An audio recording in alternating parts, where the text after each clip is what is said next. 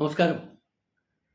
നിയമവാഴ്ച ഉറപ്പാക്കുന്നതിനു വേണ്ടി നിയമപാലകർ പാവപ്പെട്ടവരും നിരാലംബരുമായ മനുഷ്യരുടെ കണ്ണുകൾ കുത്തിപ്പൊട്ടിച്ച ഒരു സംഭവമുണ്ട്. കേൾക്കുമ്പോൾ ഞെട്ടിപ്പോകുന്ന ഈ സംഭവം ബീഹാറിലെ ജാബൽപൂരിൽ ഉണ്ടായതാണ്. 1970കളുടെ അവസാനത്തിൽ സാലിഗ്രാം എന്ന ചെറുപ്പക്കാരൻ, അവനന്ന് 22 വയസ്സാണ് പ്രായം. Cycle rickshaw ഓടിക്കുകയാണ്. രാപകൽ പണിയെടുത്ത് കിട്ടുന്ന അതെന്തായാലും വീട്ടിൽ കൊണ്ടുപോയി അച്ഛനും അമ്മയ്ക്കും തൻ്റെ സഹോദരങ്ങൾക്കും വേണ്ടി ചെലവഴിക്കുന്ന ഒരു പാവം ചെറുപ്പക്കാരനായിരുന്നു അവൻ. പ്രായത്തിൻ്റെതായ ചില്ലറ വഴക്കുകളും കാര്യങ്ങളുമൊക്കെ ഉള്ള ഒരാൾ. അവൻ ഒരു സായാഹ്നത്തിൽ മറ്റ് സൈക്കിൾ റിക്ഷ തൊഴിലാളികളോടൊപ്പം കവലയിലിരിക്കുമ്പോൾ പെട്ടെന്ന് പോലീസ് വാഹനം കടന്നു വരികയും ഇവനെ മാത്രം തൂക്കിയെടുത്ത് വണ്ടിയിലിട്ട് കൊണ്ടുപോവുകയുമായിരുന്നു. എന്നിട്ടോ പോലീസ് സ്റ്റേഷനിലെ ലോക്കപ്പിൻ്റെ അഴികളിൽ അവൻ്റെ കൈകാലുകൾ കെട്ടിക്കിട്ടും. പിന്നെ കൊടക്കമ്പി ചൂടാക്കി അത് അവൻ്റെ കണ്ണുകളിൽ കുത്തിക്കയറ്റി. 2 കണ്ണുകളും അവർ തുരന്ന് വളരെ ക്രൂരവും നീചവുമായി അവൻ്റെ കണ്ണുകൾ കുത്തിപ്പൊട്ടുകയായിരുന്നു. കണ്ണുകൾ കുത്തിപ്പൊട്ടിച്ചിട്ടും അവർക്ക് ഉറപ്പ് വന്നില്ല. ഡോക്ടർ എത്തി. അവനപ്പോഴേക്കും ബോധരഹിതനായിരുന്നു. ഡോക്ടർ വന്ന് അവനെ പരിശോധിച്ചു, അവനെ ഉണർത്തി. എന്നിട്ട് അവനോട് ചോദിച്ചു, നിനക്ക് എന്നെ കാണാമോ? ചെറുതായിട്ട് കാണാം എന്നവൻ പറഞ്ഞു. കണ്ണുകൾ രണ്ടും കൊടക്കമ്പി കൂർപ്പിച്ച് കുത്തിപ്പൊട്ടിച്ചിട്ടും അവന് ചെറിയ കാഴ്ച അവശേഷിക്കുന്നുണ്ട് എന്ന് ഡോക്ടർക്ക് മനസ്സിലായി. പിന്നെ ഡോക്ടർ പറഞ്ഞു, നിന്റെ കണ്ണുകളിൽ ഗംഗാജലം ഒഴിക്കാൻ പോവുകയാണ്, നീ ഒന്നുകൊണ്ടും പേടിക്കണ്ട, നിശബ്ദനായിരുന്നുള്ളൂ എന്ന് പറഞ്ഞു. എന്നിട്ട് നേർപ്പിച്ച ആസിഡ് അയാൾ സിറിഞ്ച് കൊണ്ട് അവൻ്റെ 2 കണ്ണുകളിലേക്കും ചുറ്റിച്ചു. അതോടെ അവൻ പൂർണ്ണമായും ഇരുട്ട് കാണാൻ തുടങ്ങി. ഇരുട്ട് മാത്രം. ഇത് സാലിഗ്രാം എന്ന ഒരു ചെറുപ്പക്കാരൻ്റെ മാത്രം അനുഭവമല്ല. അങ്ങനെ ഒരു 10-25 ആ നാട്ടിലെ ചെറുപ്പക്കാർ പോലീസിൻ്റെ പിടിയിലാവുകയും കണ്ണുകൾ കുത്തിപ്പൊട്ടിക്കുകയും ഒക്കെ ചെയ്ത സംഭവം ആ ഒരു ഘട്ടത്തിൽ നിരന്തരം ഉണ്ടായി.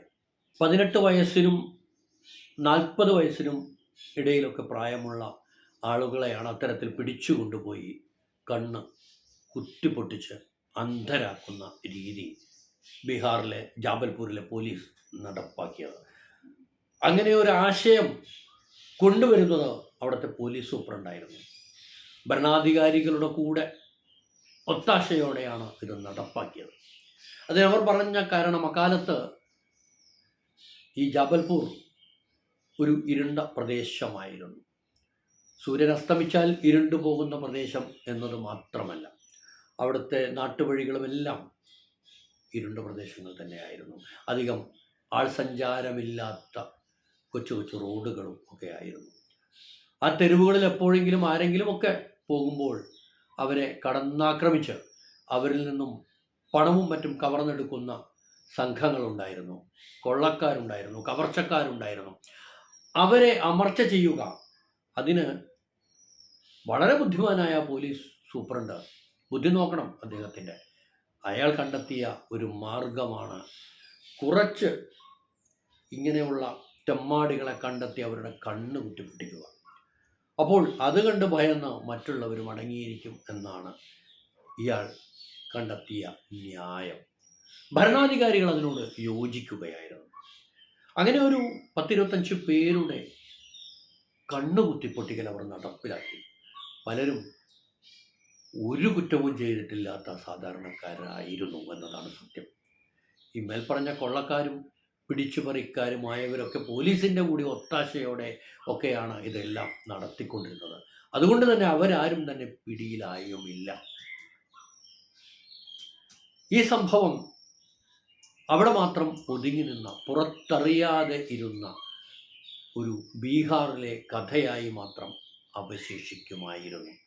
എന്നാൽ കുറച്ച് വർഷങ്ങൾക്ക് ശേഷം ഇത് പ്രമുഖനായ ഒരു യുവ പത്രപ്രവർത്തകൻ്റെ ശ്രദ്ധയിൽപ്പെടുകയായിരുന്നു. സൺഡേ മാഗസിൻ്റെ യുവ റിപ്പോർട്ടർ SNM അബ്ദി എന്ന ചെറുപ്പക്കാരൻ.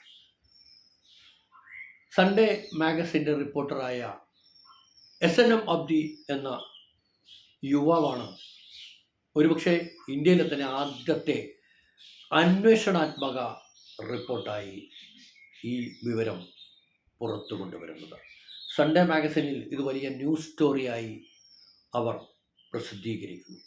തുടർന്ന് ഇന്ത്യൻ എക്സ്പ്രസിൽ അരുൺ ഷൂരി എന്ന ചെറുപ്പക്കാരൻ, ഇന്ന് അദ്ദേഹം അറിയപ്പെടുന്ന ആ പത്രപ്രവർത്തകൻ അരുൺ ഷൂരിയും ഇത് വാർത്തയാക്കി, ഇതൊരു ന്യൂസ് സ്റ്റോറിയാക്കി.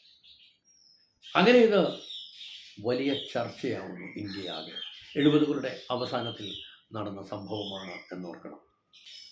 ആൾക്കൂട്ട വിചാരണ എന്ന പേരിൽ പലപ്പോഴും തങ്ങൾക്ക് വൈരാഗ്യമുള്ളവരെ പിടിച്ചുകൂട്ടി കെട്ടിക്കിട്ട് ഇത്തരത്തിൽ അന്ധരാക്കുന്ന രീതി മറ്റു ഗുണ്ടകളായ ആളുകളും ജന്മിമാരുമൊക്കെ ബീഹാർ ജാബൽപൂരിൽ ഇത് തുടർന്നു എന്നതാണ് സത്യം. അങ്ങനെയും പിന്നെയും അതുണ്ടായിട്ടുണ്ട്.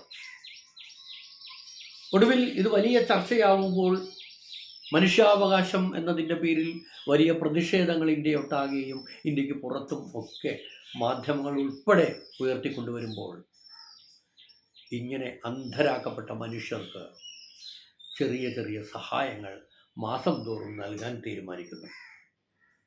500 രൂപയാണ് കൊടുത്തത്. എല്ലാ മാസവും ഇങ്ങനെ അന്ധരാക്കപ്പെട്ട, നിയമപാലകരാർ അന്ധരാക്കപ്പെട്ട മനുഷ്യർക്ക് 500 രൂപ അലവൻസായി, സഹായമായി സർക്കാർ കൊടുക്കാൻ തീരുമാനിക്കുന്നു. പിന്നീട് കുറച്ച് വർഷം കഴിഞ്ഞപ്പോൾ അത് 750 രൂപയായി. 70കളുടെ അവസാനം നടന്ന സംഭവമാണ് എന്നോർക്കണം. കുറച്ചു കാലം കഴിഞ്ഞപ്പോൾ അത് നിലച്ചുപോയി. ഇപ്പോഴും അതിൽ ഒരുപാട് പേർ ഇപ്പോഴും വൃദ്ധരായി ജീവിച്ചിരിക്കുന്നുണ്ട്, ജീവച്ഛവങ്ങളായി ജീവിച്ചിരിക്കുന്നുണ്ട്.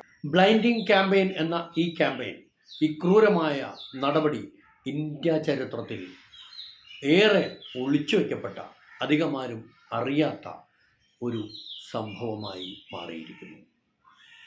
ഇത് സൺഡേ മാഗസിനും ഇന്ത്യൻ എക്സ്പ്രസ്സുമൊക്കെ അന്ന് റിപ്പോർട്ട് ചെയ്തു എങ്കിലും, വലിയ ന്യൂസ് സ്റ്റോറിയായി ജനങ്ങളിലേക്ക് എത്തിച്ചു എങ്കിലും പിന്നീട് ഇതെല്ലാം വിസ്മരിക്കപ്പെട്ടു പോയി. ഇപ്പോൾ ഇതാ ഈ ജൂൺ മാസത്തെ മാതൃഭൂമിയുടെ ഒരു വാരാന്ത പതിപ്പിൽ ഈ കഥ, ഈ വിവരങ്ങളുടെ വിശദാംശങ്ങൾ, ഇതിൽ ബലിയാടുകളാക്കപ്പെട്ടവരുടെ അഭിമുഖങ്ങൾ ഉൾപ്പെടെ അവർ പ്രസിദ്ധീകരിച്ചിരിക്കുകയാണ്. ഇത് വളരെ ക്രൂരവും നീചവുമായ ഒരു നടപടിയാണ്. മനുഷ്യ മനസാക്ഷിയെ ഞെട്ടിക്കുന്ന, തകർത്ത് കളയുന്ന ഹൃദയഭേദകമായ ഒരു സംഭവം.